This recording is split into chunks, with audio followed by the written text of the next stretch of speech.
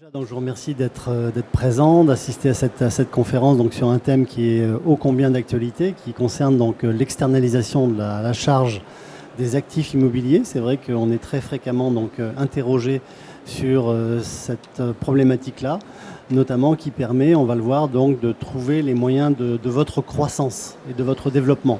Donc on n'est pas dans l'exploitation en tant que telle, mais comment on favorise l'exploitation.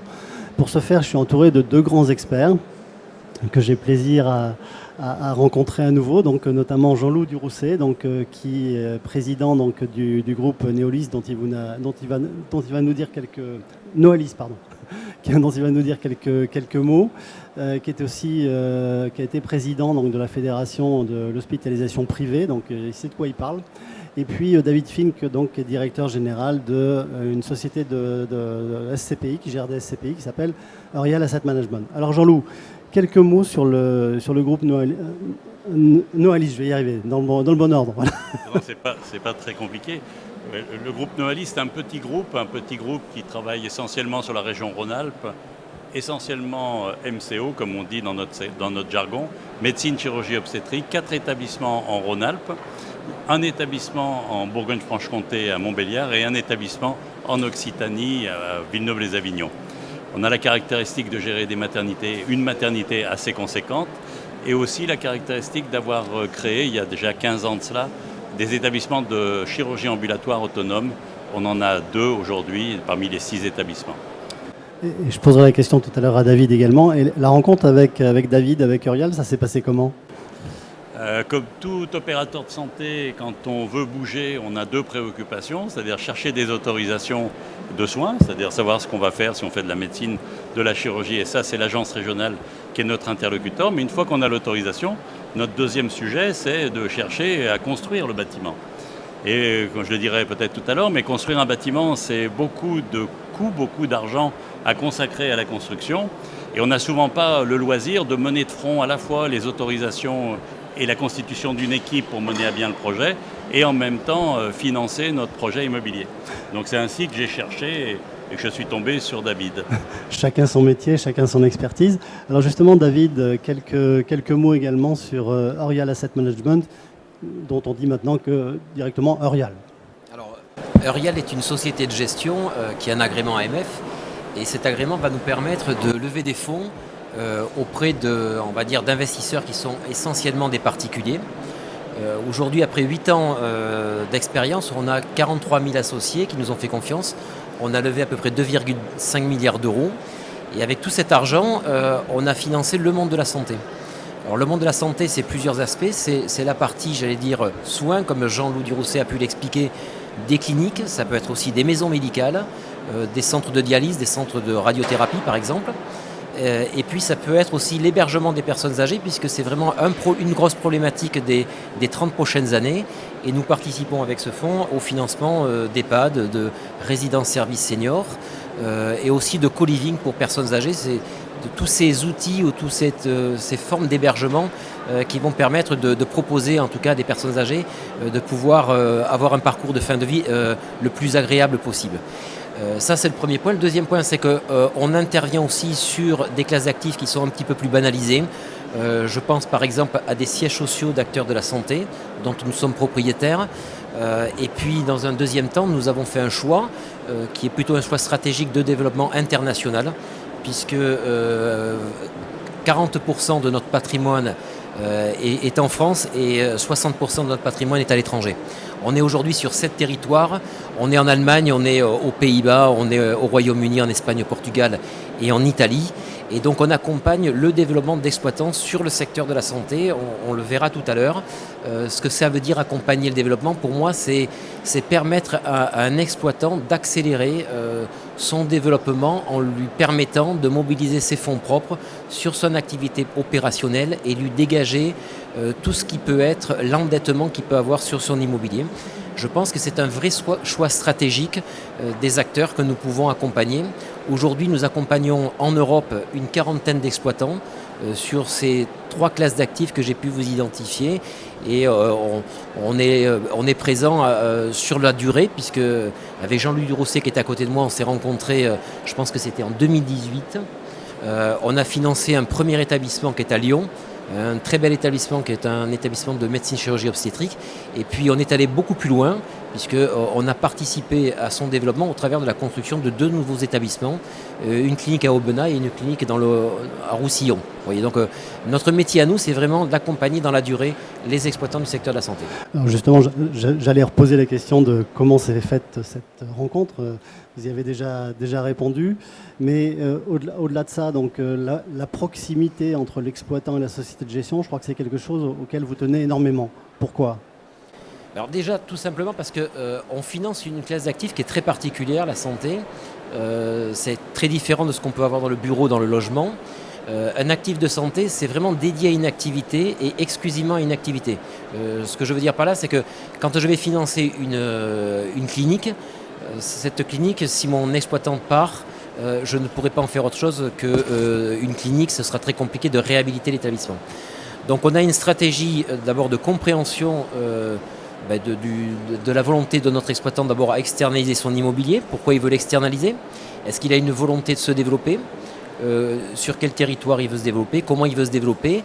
Et une fois qu'on a compris ça, bien sûr, on va analyser de façon financière son exploitation pour nous assurer que le loyer qu'il va être amené à payer sur une période extrêmement longue. Quand je dis extrêmement longue, c'est parce qu'on est capable de signer en France des baux entre 12 et 18 ans, et à l'étranger, on peut signer des baux jusqu'à 30 ans. Donc, vous voyez, on a une vision très long-termiste avec notre exploitant. Et donc, de ce fait-là, on a besoin de bien comprendre son fonctionnement, son mode opératoire, et puis surtout d'être capable de l'accompagner dans d'autres sujets, parce qu'une fois qu'on a acheté cet immeuble, une fois qu'il exploite, il faut quand même qu'on puisse être capable de participer à des agrandissements, des extensions, des réhabilitations, des adaptations, parce que l'immobilier de santé, il doit vivre sur une période extrêmement longue, et ça, c'est notre métier. Et Jean-Loup, donc la prise de conscience de la nécessité d'externaliser donc la gestion de son actif immobilier, elle se fait comment? C'est là aussi une conjonction de phénomènes, c'est des opportunités sur lesquelles vous voulez absolument aller peut-être plus vite? Oui. En fait, la conjugaison de plusieurs facteurs, c'est-à-dire qu'à la fois, quand on cherche à se développer, on cherche à aller sur des territoires où peut-être les choses sont un petit peu plus compliquées. Actuellement, en France, on parle beaucoup des déserts médicaux, de la redistribution du paysage sanitaire, après une grande phase de concentration des établissements. Mais quand on annonce à quelqu'un qu'on va s'installer avec brio à Aubenas, franchement, sur le territoire national, ce n'est pas forcément immédiat que quelqu'un, y compris les banques classiques, disent « c'est super, on va financer un bel établissement à Aubenas ». Donc il faut rencontrer des gens qui ont envie de participer à ce projet, qui croient en vous d'abord, en l'exploitant que je suis, qui croient aussi au territoire. C'est ce que j'ai rencontré chez Orial. C'est-à-dire que j'ai rencontré des gens qui n'ont pas une vision trop centrée sur Paris, Toulouse, Lyon, Marseille, mais au contraire s'intéressent à la répartition sur le territoire de la santé et font confiance à des acteurs locaux pour dire ensemble, on va essayer de construire quelque chose. Alors ça met en confiance aussi l'agence régionale, parce que l'agence régionale, elle dit peut-être que vous allez réussir à faire une autorisation de chirurgie ou de médecine, mais avec quel bâtiment? Un vieux bâtiment qui a plus de 45 ans et qui commence à dépérir, que vous allez rafistoler, et c'est pas péjoratif, mais ça reste quand même du rafistolage. Quand on a la chance d'arriver avec Orial, c'est un partenaire qui dit « moi j'y crois et je remets plusieurs millions d'euros ». Il faut quand même savoir que parfois c'est plus d'une annuité, voire même 2 annuités de chiffre d'affaires que l'on a à consacrer dans l'immobilier. Donc c'est autant qui va être investi dans l'exploitation qui va vous permettre d'assumer votre croissance endogène et peut-être externe aussi. Si vous consacrez 2 annuités de chiffre d'affaires, d'abord il faut avoir la trésorerie pour faire ça, pour mettre 2 annuités de chiffre d'affaires, ce qui est impossible aujourd'hui dans le secteur de la santé classique, qu'on soit public ou privé. Donc il faut aller chercher un partenaire qui fait l'effort pour vous. Nous, dans le temps, on sait qu'on a une exploitation qui est durable. On n'a jamais vu une agence régionale sauvagement annuler une autorisation. Donc on sait qu'on a cette pérennité avec une rentabilité relativement faible, mais qui permet de couvrir un loyer. Si le loyer est raisonnable, on peut le couvrir longtemps. Et pour autant, avec la notoriété que vous avez, et notamment la résonance au plan local, le financement par les banques ne s'opère pas suffisamment? Aujourd'hui, depuis déjà peut-être 10 ans, le financement par les banques classiques, j'allais dire, s'est atténué de façon considérable. En plus, on a dans le secteur une forte concentration qui ont constitué des groupes majeurs, hein, c'est très bien. Ramsay, Elsan, Corian, pour d'autres secteurs, Orpea ou d'autres, ont amené un réflexe qui consiste à dire, en fait, vous êtes qui quoi, par rapport à ça? Moi, mon groupe, c'est 44 millions d'euros de chiffre d'affaires. Général de Santé, ça doit être, Ramsay, ça doit être 2,5 milliards. Donc le banquier, il lorgne plutôt sur les 2,5 milliards que sur les 40 millions. Donc je ne leur reproche pas, mais du coup, c'est difficile d'expliquer que sur les territoires, il y a des opportunités. Je pense que c'est la même chose sur nos territoires d'outre-mer, puisqu'on a la chance d'avoir quelqu'un du territoire de la Guyane. C'est difficile d'aller motiver les acteurs, les banques nationales pour dire c'est super, on peut investir en Guyane. Et en Guyane, il y a une population, il y a des besoins de santé, on doit pouvoir trouver le financement. Avec l'équipe d'Orial, bien évidemment, ils s'intéressent au territoire, ils vont observer, ils vont regarder le territoire concerné. Nous, c'est des bassins en général de 100 000 habitants. Et avec ça, on peut construire un établissement qui va faire 10 à 17 millions d'euros d'investissement pour assurer les soins de proximité. Et la meilleure satisfaction, c'est que quand on a eu fini l'ouverture de Roussillon, le directeur d'agence n'y croyait pas. À tel point qu'il ne croyait pas en moi, c'est une anecdote, mais ça fait partie, il croyait plus en David Fink et son équipe qu'en moi-même, puisque nous avions un accompagnement financier de l'agence régionale, mais il m'a dit avec gentillesse, alors que ça fait 40 ans que je travaille dans le secteur, qu'il ne croyait pas en moi. Et donc il m'a dit, je préfère donner de l'argent à eux qu'à moi. Ça m'a vexé au moment. Mais voilà, ça vous donne un peu l'ambiance générale dans les territoires. Bon, finalement, c'est un alignement d'intérêts, mais effectivement, on vous sait très attiré, très attaché à cette économie des territoires. David, le territoire pour vous, c'est au-delà des frontières. Donc, est-ce que l'analyse que vient de nous donner Jean-Loup, elle se transmet, elle se transpose également au-delà des frontières ? Tout à fait, c'est-à-dire que nous on est très attachés à développer le maillage territorial, alors bien évidemment en France, parce que ce que je disais tout à l'heure, on est quand même un fonds français, 43 000 associés sont français, donc on a quand même dans notre stratégie d'investissement cette velléité d'accompagner le développement de la santé et de l'hébergement en France, mais on le fait depuis 2015 à l'étranger, on fait exactement la même chose, on accompagne le développement de la santé dans tous ces territoires européens et pas obligatoirement dans les plus grandes métropoles. Alors après, ça dépend des activités. Vous savez, la santé, je dis toujours, c'est pas l'emplacement qui compte, c'est le bassin de population, puisque on est sous un système que Jean-Loup Durousset a très bien expliqué, c'est ce système d'autorisation des ARS. Et alors, s'il n'y a pas d'autorisation des ARS dans tous les pays, mais en tout cas, il y a une velléité à ce qu'on ne puisse pas ouvrir n'importe où un établissement. Et donc de ce fait-là, on va prendre conscience en fait des besoins et nous on est très attachés à pouvoir participer sociétalement au développement de la santé dans toute l'Europe.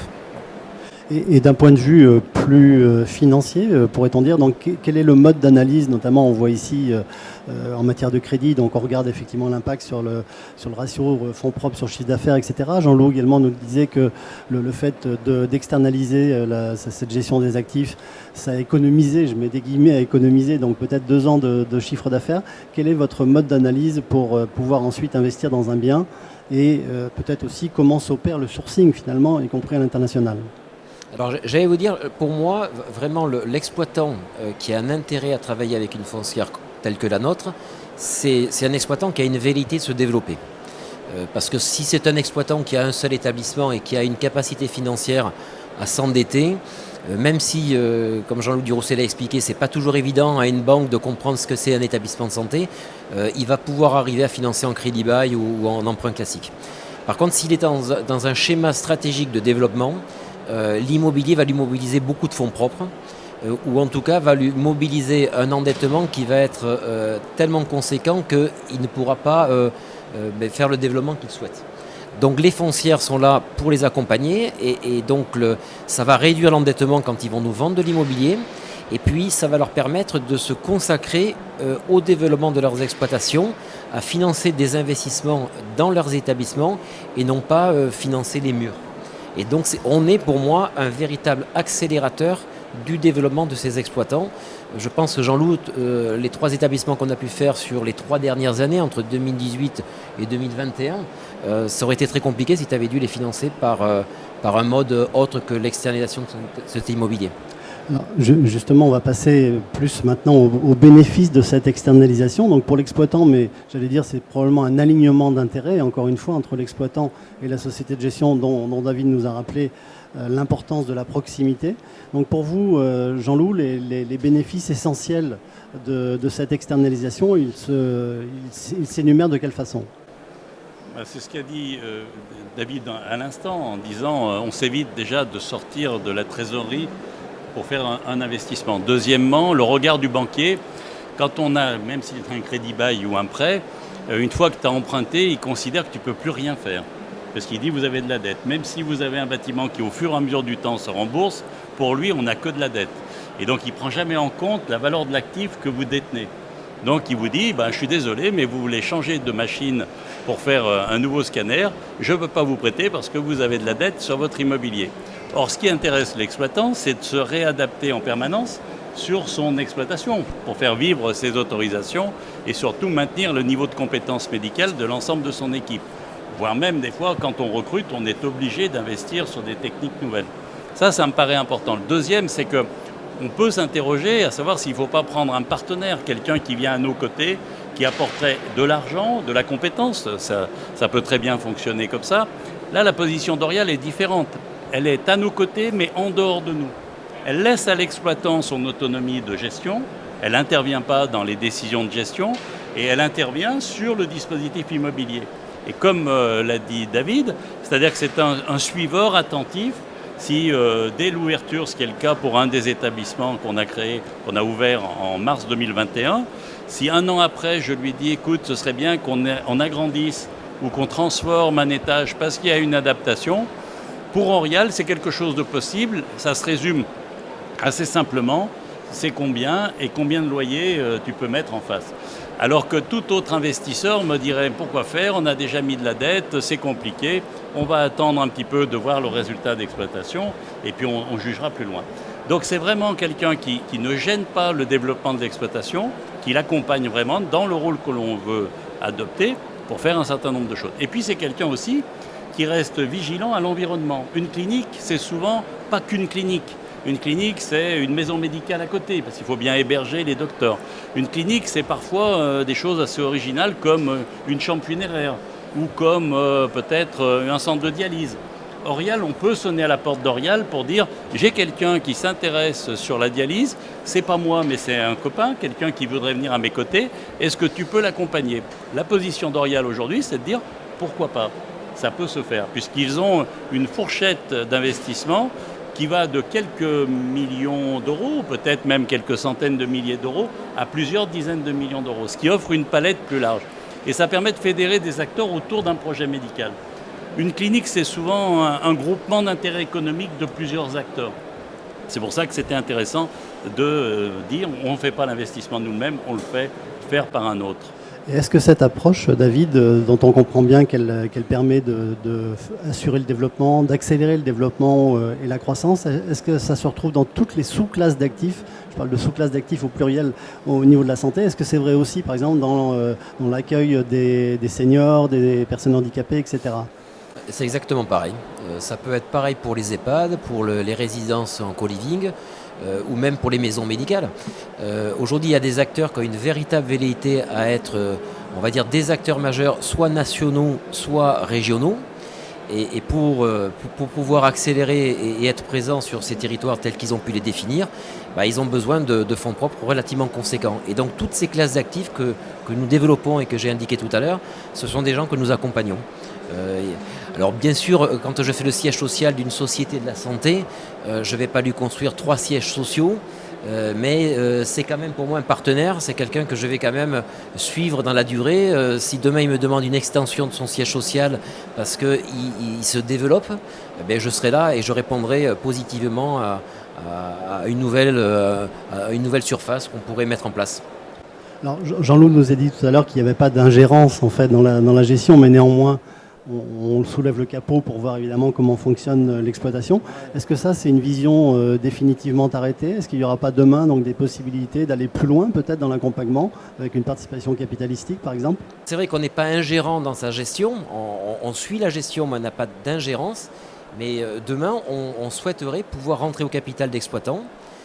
C'est-à-dire c'est un deuxième volet. Vous savez, quand vous financez votre développement, vous avez trois solutions. La première, c'est le financement par un établissement bancaire. Le deuxième, c'est l'externalisation de l'immobilier. Le troisième volet, c'est l'ouverture du capital. Ça nous intéresse particulièrement. Mais là, il y a une forme un petit peu plus d'ingérence parce que quand vous êtes actionnaire d'une société, vous allez demander des comptes à vos autres associés et puis à celui qui dirige la société. Donc, mais c'est pour moi le fil conducteur et la continuité naturelle au financement du développement de la santé. Alors, je sais pas ce qui se passe. Pour illustrer peut-être un petit peu plus concrètement encore, Jean-Loup, est-ce que vous pourriez nous donner quelques, j'allais dire anecdotes, en tout cas peut-être nous décrire le plan de financement justement sur un nouvel établissement, parce que donc dans le groupe il y a plusieurs établissements, donc à la fois de la croissance en créant des extensions, des choses comme ça, ou bien en allant créer ex nihilo un nouvel établissement. Comment Orial participe, accompagne sur la construction, sur le projet de long terme, etc. Quelques exemples concrets. On a deux exemples différents qui a été financés par Orial. Premier exemple, c'était Côte-du-Rhône. Alors Côte-du-Rhône, c'est un établissement qui s'appelait avant Clinique Saint-Charles. Je ne sais pas si on a, non, on n'a pas. Saint-Charles, c'est un établissement qui vacille, qui connaît des difficultés, qui se retrouve à la barre du tribunal, que je reprends en 2016 avec des conflits avec l'agence régionale pour dire qu'est-ce qu'on fait, on garde pas, on restructure pas. Finalement, on arrive à un accord avec l'agence régionale qui consiste à dire on va poursuivre dans des conditions différentes et il faut reconstruire. Donc là, on vient d'une situation quand même compliquée, économiquement scabreuse, puisqu'on se retrouvait à la barre du tribunal. Il faut arriver à convaincre un investisseur en lui disant vous allez voir, c'est très joli, Roussillon en dessous de Vienne. Il y a une belle population, il y a une centrale nucléaire et une usine chimique pas loin. C'est vraiment sympathique, mais il y a une population de 100 000 habitants qui a des besoins sanitaires. Bon, on part un peu comme ça veut dire qu'on fait, nous, l'effort d'aller chercher l'architecte, de construire le projet immobilier, pour donner un peu des images à David, parce qu'il aime bien les images, et il faut lui donner quelques images pour lui dire, voilà, ça va être joli, regarde, ça va être bien. Et donc, on va là-dessus. Mais on part d'un chiffre d'affaires qui doit faire 4 millions, et en lui disant, le business plan va faire 7 millions à l'ouverture. Donc, il faut avoir un petit peu de capacité à convaincre pour pouvoir faire ça. Et effectivement, on travaille dur pour faire ça. Et vous comprenez bien que pour faire les plans, convaincre les médecins, aller recruter, faire des gens, ça nous prend déjà un temps considérable. Et donc quand on rencontre David, on lui dit, voilà, on a tellement avancé sur les plans qu'on a même déjà un constructeur, ça a été le cas d'Eiffage. On veut être en entreprise générale parce que pour nous, exploitants, c'est très important d'avoir un délai et un prix. C'est-à-dire, moi, je ne peux pas me prendre un écart de rémunération pour le bâtiment, je ne saurais pas le financer, et je ne sais pas non plus faire 2 mois de décalage sur une ouverture. Donc l'entreprise générale, c'était ma garantie d'une ouverture en temps et en coût. Et une fois que j'ai eu ça, j'ai dit à David, est-ce qu'on pense qu'on peut faire ensemble le projet ? David a demandé une seule chose, c'est de dire, ok, mais moi j'ai besoin d'un expert du bâtiment qui viendra vérifier la construction pour m'assurer effectivement que ce que je vais signer sera bien l'objet qui va être construit. Tout à fait normal. Et donc on s'est installé en fait dans une relation à 3. L'expert qui avait été mandaté, qui était ISMS, David, enfin Orial, et nous, groupe Noalis, pour essayer d'aboutir à ce projet. On a tenu à nos délais malgré la crise Covid, on a eu 1 mois de décalage sur la crise Covid, et on a tenu, je pense, David, les coûts. Ah oui, tout à fait. Voilà, on a eu les coûts, ce qui fait qu'en loyer, j'ai pas eu de surprise après. Et vraiment, ça a été une belle opération. Pour la deuxième, sur Aubenas, nous étions déjà propriétaires de l'établissement depuis 10 ans, ce qui arrive parfois à certains d'entre nous, d'être déjà inscrits dans la durée. Un bâtiment hospitalier classique, maintenant en médecine, chirurgie, c'est entre 40 et 50 ans sa durée de vie. Les évolutions ont été très rapides, on fait de la chirurgie ambulatoire, on fait plus d'hospice complète, 80% de notre activité se fait en un jour. La configuration des locaux a beaucoup changé. Et en même temps, les bâtiments eux-mêmes ont pris quelques rides et donc il faut pouvoir les reconstruire. Donc c'était toujours fixé l'idée de reconstruire le bâtiment. Là encore, à Aubenas, là l'établissement n'a jamais perdu d'argent, il était équilibré, mais sa capacité à refinancer un immeuble était impossible. Nos petits gains annuels nous permettaient même pas d'acheter un scanner, quoi. C'était quand même pas... Et un scanner, c'est 500 000 €, c'est plus aujourd'hui 1,5 million. Donc c'est pas avec 500 000 € qu'on peut construire un bâtiment. Et là encore, David dit, moi je veux bien, on a fait un peu différemment. il est devenu le constructeur, il avait mandaté quelqu'un pour le faire avec une entreprise générale qui était ISMS et qui a porté le projet. Et donc nous, on était simplement le locataire vigilant qui veillait à ce que les durées et les coûts ont pu être maintenus. Et tout à l'heure, vous parliez de l'économie des territoires à laquelle vous êtes très attaché. Est-ce que vous avez là aussi quelques illustrations de par ces différentes implantations? Qu'est-ce que ça a généré? Peut-être comme nouveaux emplois, peut-être attirer du personnel médical, des nouveaux médecins, etc. Ça se traduit, ça s'illustre comment? Est-ce qu'il y a quelques chiffres là-dessus? Bien sûr, hein, la santé, c'est extrêmement présent sur un territoire. C'est quelque chose qui est déterminant. Il suffit de passer dans les villages français pour voir que la première annonce souvent, c'est « cherche médecin ».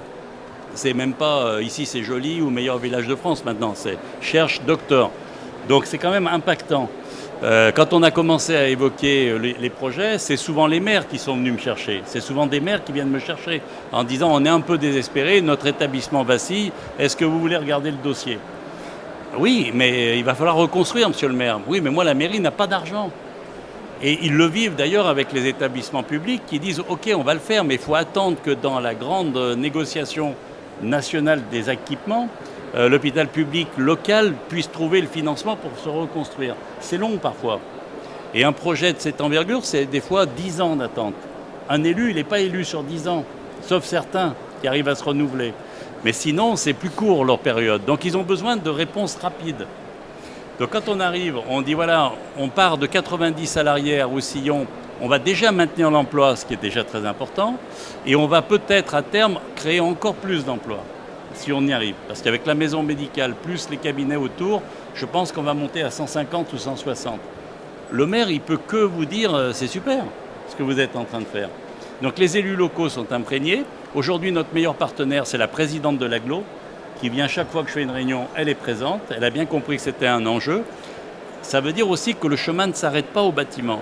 C'est-à-dire que nous avons délesté 2 consultations avancées de médecins spécialistes sur Annonay, qui est dans l'autre département qui est l'Ardèche, et une autre sur Beaurepaire, qui est dans l'agglomération toujours, mais qui est sur Beaurepaire avec 2 consultations programmées qui sont décalées.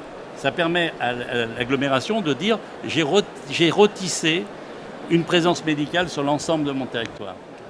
On a bien compris effectivement l'importance de ce tissu médical à reconstruire finalement dans tous les territoires. Alors justement, David, est-ce que dans les maintenant près de 200 actifs gérés donc ou acquis chez Eurial, est-ce qu'il y a des petits actifs ou bien des actifs beaucoup plus conséquents, comme on en voit ici quelques illustrations?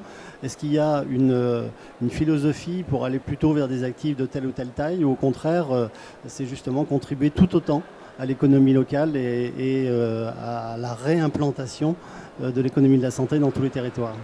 Alors c'est vrai qu'on a une capacité aujourd'hui de pouvoir acquérir des actifs qui font entre 3 et 5 millions d'euros et puis acheter un actif qui fait 100 millions d'euros.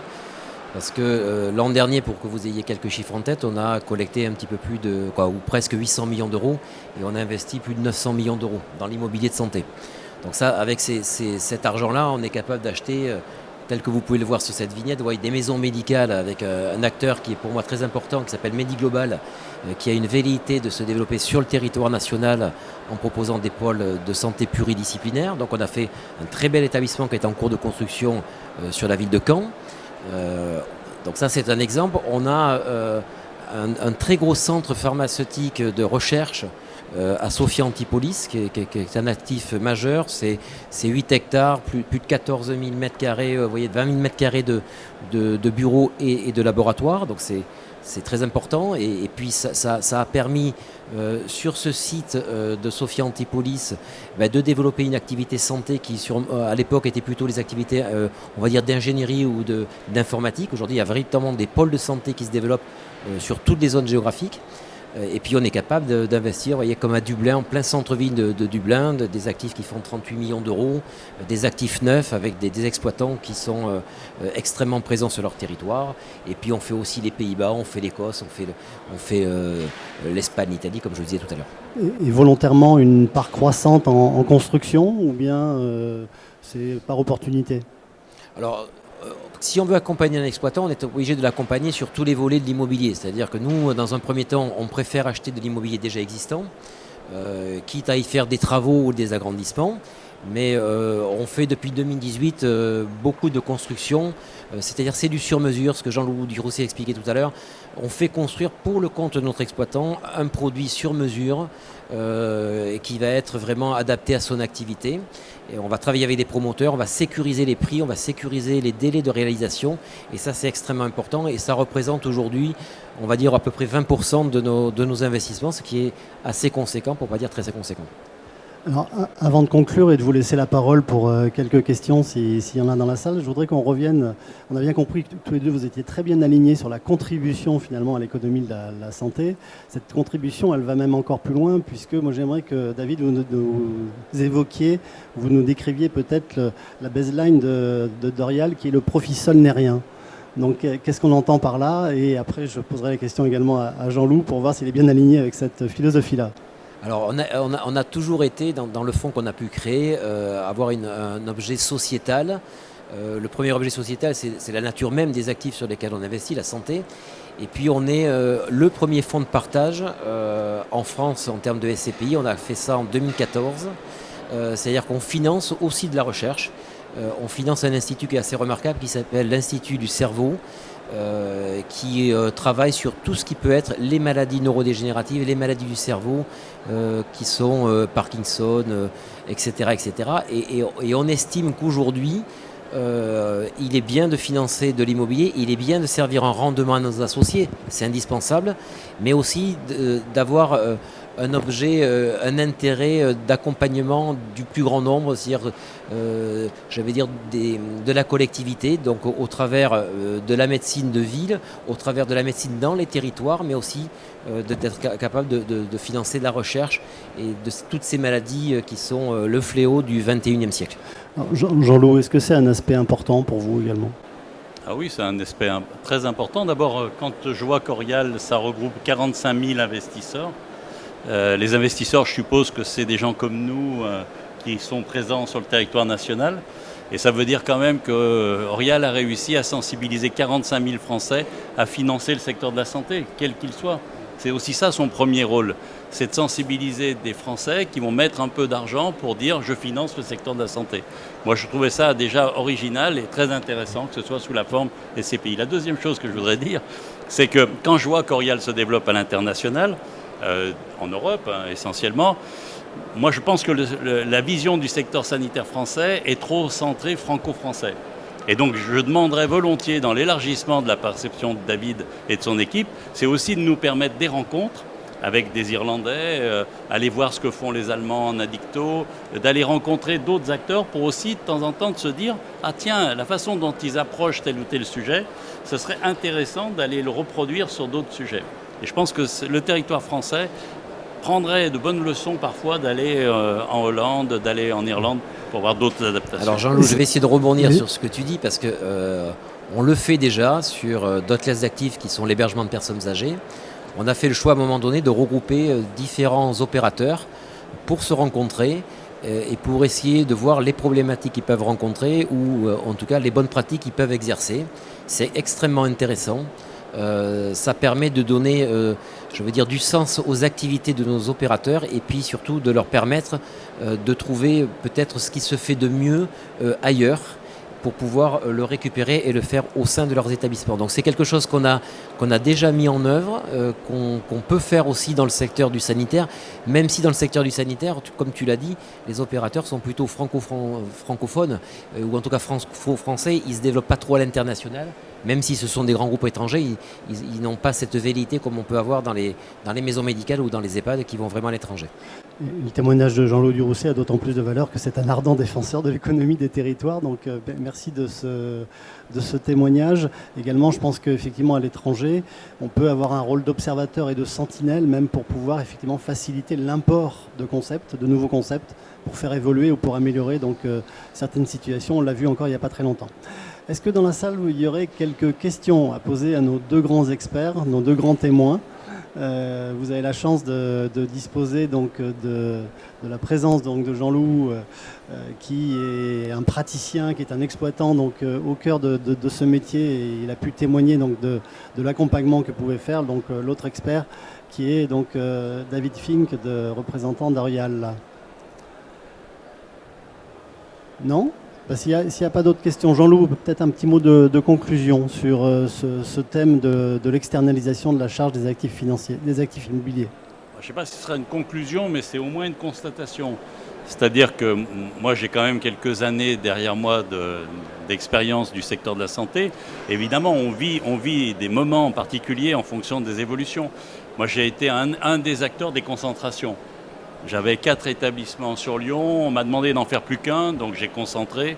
J'ai vidé les banlieues lyonnaises de leurs établissements pour les ramener dans le centre de Lyon. Et c'est d'ailleurs l'établissement qui a repris Orial en termes d'immobilier. Et je pense qu'actuellement, on a une réflexion sur, une fois qu'on a concentré, ce qui se justifiait à un moment, qu'est-ce qu'on ramène en proximité ?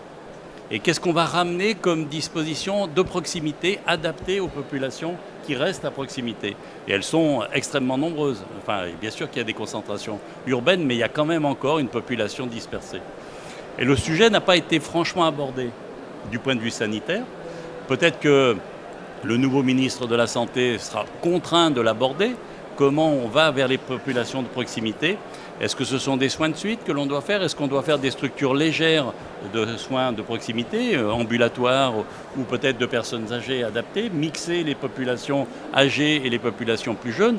Cette réflexion, elle n'a pas fait l'objet aujourd'hui dans aucune des régions de France d'un schéma régional d'adaptation vers la délocalisation.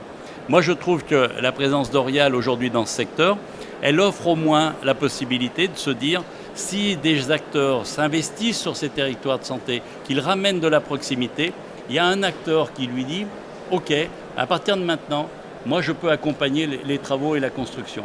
Parce qu'il faut bien aussi considérer que les acteurs locaux, les populations locales, elles voient d'un bon œil des acteurs professionnels comme nous se réinvestir sur les secteurs, mais elles sont aussi vigilantes à la qualité du bâti que l'on peut fournir.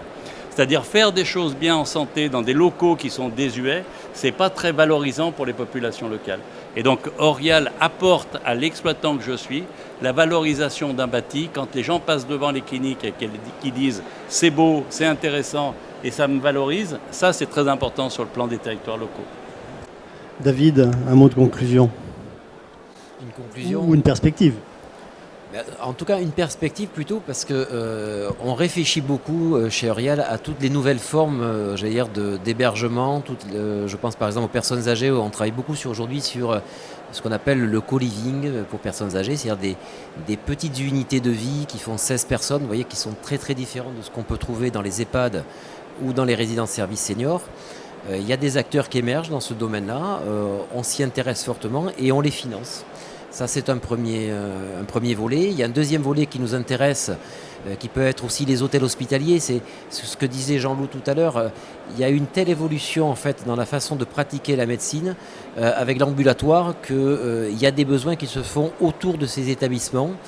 Et on est très vigilant, on regarde, on s'inspire de ce qui se fait aussi à l'international et on est très accompagnateur avec des nouveaux opérateurs. Bien, merci beaucoup d'avoir assisté à cette conférence. Merci messieurs, Jean-Loup, David, merci beaucoup et bonne continuation pour cette relation de proximité qui contribue donc à la croissance de chacun avec ce bel alignement d'intérêts. Merci à tous et bonne journée.